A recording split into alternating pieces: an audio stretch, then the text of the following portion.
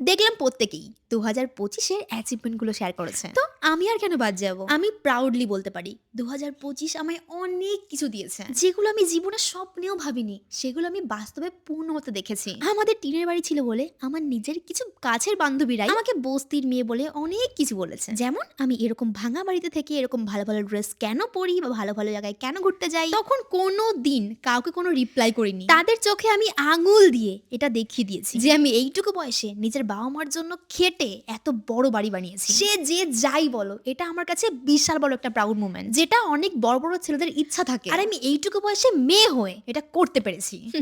কারো ভালো করা সহ্য হয় না, এটা তো আমরা অনেকেই জানি। যেটা হয়তো তোমরা কমেন্ট বক্স খুললে কিছু লোকের এক্সাম্পল পেয়েও যাবে, যারা ইন্সপায়ার না হয়ে হিংসায় অনেক কথা বলতে চলে আসে। আর আমি আজকে এটাও বলতে চাই, যারা প্রথম থেকে আমায় টিনের বাড়ি নিয়ে অনেক কথা বলেছো, সত্যি বলছি একমাত্র তাদের জন্যই আমি এই স্বপ্নটা পূরণ করতে পেরেছি। যখন থেকে আমি ইনকাম শুরু করলাম, তখন থেকে মাথায় একটাই টার্গেট ছিল যে আমাকে নিজের বাড়ি বানাতে হবে। যেই টিনের ঘর নিয়ে লোকজন আমায় এত কথা বলে, তাদেরকে আমি এটাই প্রমাণ করে দিলাম, কিছু অ্যাচিভ করতে হলে ভালো বাড়ি থাকতে হয় না, টিনের বাড়িতে থেকেও ইনকাম করে রাজপ্রাসাদ বানানো যায়। অনেকেই হয়তো ভাবছো যে এইটুকু জিনিস নিয়ে এত কিছু বলার কি আছে, কিন্তু এই বাড়িটা বানানোর পিছনে যে আমার কত স্ট্রাগল করতে হয়েছে, কতবার ভেঙে পড়েছি, একমাত্র আমি আর আমার ফ্যামিলির লোকজনেরাই জানে। বাড়িটা কমপ্লিট করতে আমার লেগে গেছে প্রায় 1.5 বছর। আর আজকে মানে 2026-এর প্রথম দিন আমি এই নতুন বাড়িতে বসে এই ভিডিওর ভয়েস ওভার করছি।